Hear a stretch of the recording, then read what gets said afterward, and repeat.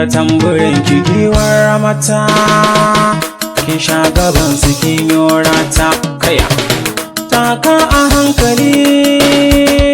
sama kaka taka a hankali yau zinariya ta mata Allah ya ja da kwana yau kin ji addu'ata ummi Adon Gari kice kika ba surata taka a hankali yau ga tambarin kigiwa haya kai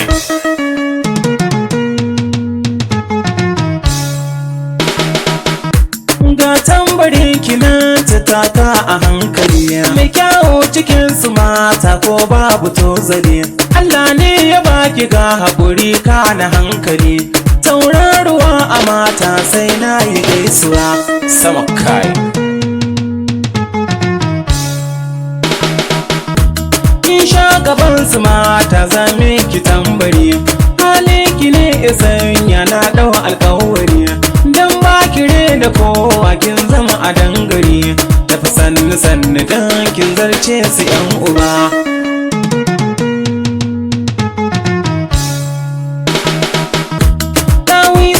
ado san ba za a fiki ba kin sha gaban su saura bare na taki ba mai kwalliya da wanka mata bin su kai ki ba H Zango ne da taki taka a hankali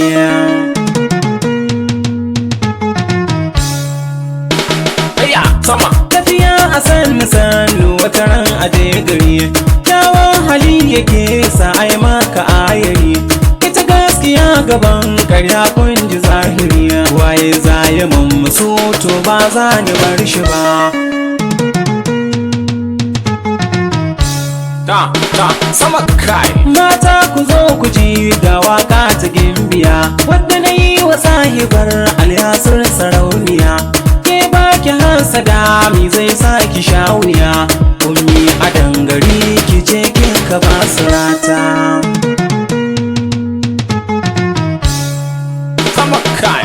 sai na gaida ɗanki yaro mai kyau da hankali Abubakar Sadiq wanda ya gaji asali ga waƙar mahaifiyar ka mun zo a dabbare ta so kai rawa ta girma waƙar mahaifiya sama kai ta yawa Alyasir yana yaba maki mai kyau da haƙuri ya ce mai kina da kunya na faɗa wa 'yan gari fata na ki zama amaryarsa na zo da tambari don waka kala biyar zama kuran bikin kuri ta haya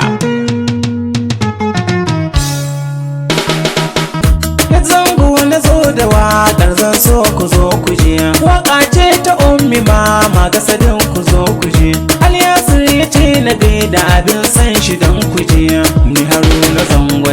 ne fatan zaman amana